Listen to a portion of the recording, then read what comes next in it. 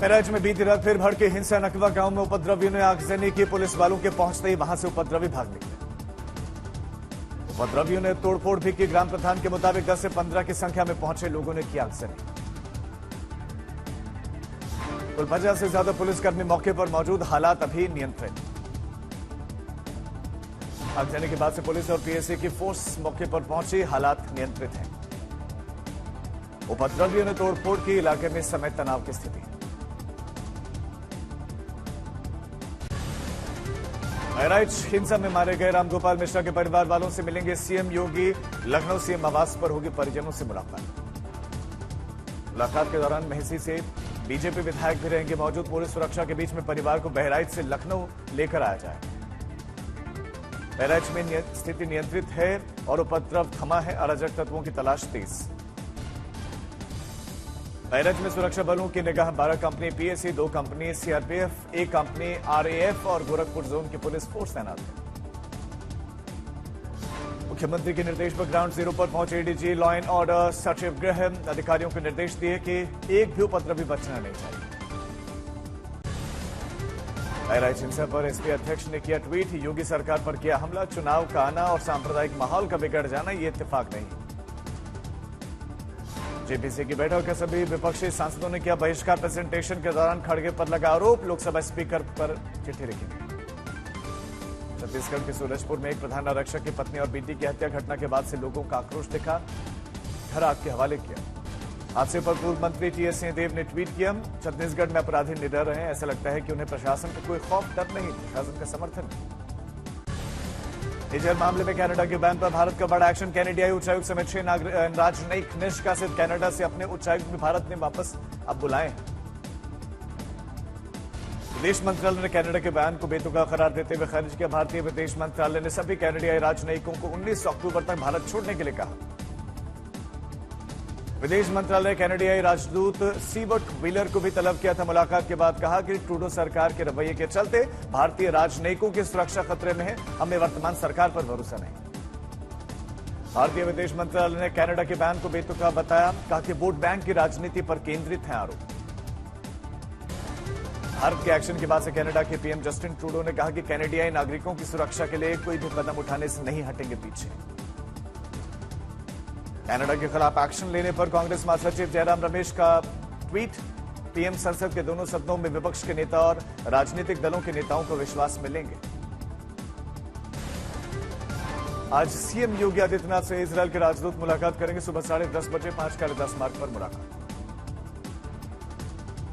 जम्मू कश्मीर में उमर अब्दुल्ला 16 अक्टूबर को लेंगे मुख्यमंत्री पद की शपथ। अनुच्छेद 370 हटने के बाद पहली बार सरकार बनी। जम्मू कश्मीर के उपराज्यपाल मनोज सिन्हा ने उमर अब्दुल्ला को सरकार बनाने का आमंत्रण दिया। सुबह 11:30 बजे श्रीनगर में शपथ ग्रहण होगा। हरियाणा में शानदार जीत के बाद बीजेपी की नजर महाराष्ट्र झारखंड के चुनावों पर। बीजेपी केंद्रीय चुनाव समिति की 16 अक्टूबर को बैठक। हरियाणा विधायक दल की बैठक में होगा सीएम के नाम का ऐलान। 17 अक्टूबर को हो सकता है शपथ ग्रहण। पाकिस्तान के इस्लामाबाद आयोजित एससीओ बैठक में शामिल होंगे विदेश मंत्री एस जयशंकर। 2 दिवसीय बैठक के लिए रवाना भी होंगे और कई मुद्दों पर चर्चा होगी। महाराष्ट्र में आज महायुति गठबंधन सीट शेयरिंग को लेकर ऐलान कर सकता है। दोपहर लगभग 2:30 बजे सीएम एकनाथ शिंदे अन्य नेताओं के साथ करेंगे ऐलान। मनी लॉन्ड्रिंग केस में सजा काट रहे सत्येंद्र जैन पर आ सकता है बड़ा फैसला। राउज एवेन्यू कोर्ट उनकी जमानत याचिका पर सुना सकता है फैसला।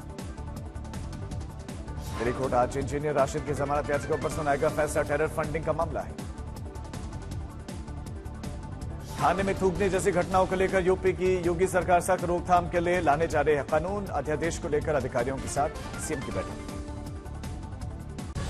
अल्जीरिया में भारत के राष्ट्रपति द्रौपदी मुर्मू से पीपल्स डेमोक्रेटिक रिपब्लिक परिषद के अध्यक्ष सलाह गॉडजिल की मुलाकात। सभा को राष्ट्रपति ने किया संबोधित। बिहार में 15 जिलों के डीएम मसूरी में जाकर लेंगे ट्रेनिंग। 2 से 27 दिसंबर तक ट्रेनिंग सेशन चलेगा। महाराष्ट्र में कांग्रेस के विधायक ने थामा एनसीपी अजित गुट का दामन। अजित पवार की मौजूदगी में पार्टी की सदस्यता। महाराष्ट्र विधानसभा चुनाव में शिंदे सरकार का बड़ा फैसला। मुंबई में एंट्री के लिए अब छोटे वाहनों को नहीं देना होगा टोल टैक्स। नासिक में मराठा आंदोलनकारी और छगन भुजबल के समर्थकों के बीच में विवाद। 35 के खिलाफ केस दर्ज। मणिपुर में शांति बहाली की अनोखी पहल। दिल्ली में आज कुकी और मैतेई और नागा विधायकों के बीच में बैठक। गृह मंत्रालय की निगरानी में संयुक्त बैठक। मणिपुर में हिंसा के बाद से हालात को सामान्य करने के पहल। केंद्र सरकार और गृह मंत्रालय की मणिपुर में जारी हिंसा के समाधान तलाशने का यह प्रयास। सूत्रों के मुताबिक विधायक दिल्ली भी पहुंच चुके हैं। मुंबई से पहले दिल्ली में महाराष्ट्र चुनाव को लेकर बड़ी बैठक। राहुल गांधी ने चुनावी रणनीति और सीटों पर चर्चा की। मल्लिकार्जुन खड़गे के आवास पर राहुल गांधी ने महाराष्ट्र के नेताओं से मुलाकात की। कहा, अति आत्मविश्वास, अति संतुष्टि से बचना। राष्ट्रपति मुर्मू का अल्जीरिया में गर्मजोशी के साथ स्वागत। अल्जीरिया के राष्ट्रपति अब्देल मजीद तेब्बोने से द्विपक्षीय संबंधों पर बातचीत। सुप्रीम कोर्ट की नई बिल्डिंग का भूमि पूजन। चीफ जस्टिस डीवाई चंद्रचूड़, केंद्रीय मंत्री खट्टर और अर्जुन राम मेघवाल ने फावड़ा चलाकर नारियल तोड़कर शुरुआत की। गढ़चिरौली से राहत वाली खबर। 10 लाख के इनामी नक्सली दंपति ने सुरक्षा बलों के सामने आत्मसमर्पण किया। अमृतसर के गांव में ग्राम पंचायत में वोटिंग बैलेट पेपर पर होगी 15 अक्टूबर को सुबह 8 बजे से शाम 4 बजे तक गांव में मतदान होगा। जमशेदपुर में एम्बुलेंस कर्मी और आंगनबाड़ी सेविकाओं की हड़ताल। वेतन भुगतान को लेकर जिला उपायुक्त कार्यालय पर धरना प्रदर्शन और नारेबाजी। सर्दियों में बढ़ते प्रदूषण को देखते हुए दिल्ली सरकार का बड़ा फैसला। पटाखों की बिक्री पर रोक। 1 जनवरी तक दिल्ली में पटाखों के उत्पादन बिक्री पर रहेगी रोक। तिरुपति प्रसाद विवाद के बावजूद श्रद्धालुओं की आस्था पर नहीं पड़ा कोई भी असर। तिरुमला स्थित भगवान वेंकटेश्वर स्वामी मंदिर में ब्रह्मोत्सव के शुरुआती 8 दिनों में 30 लाख से ज्यादा लड्डुओं की बिक्री। यूपी के मुजफ्फरनगर में एक शिक्षक ने नाबालिग छात्राओं के साथ छेड़छाड़ की। छात्राओं की शिकायत के बाद शिक्षक बर्खास्त। टोंक में विवाहिता के साथ युवक ने किया दुष्कर्म। विवाहिता ने पुलिस केस की धमकी दी तो करंट के झटके दिए। नागपुर के रामटेक में बड़ा हादसा। नहर में डूबने से 4 छात्रों की मौत।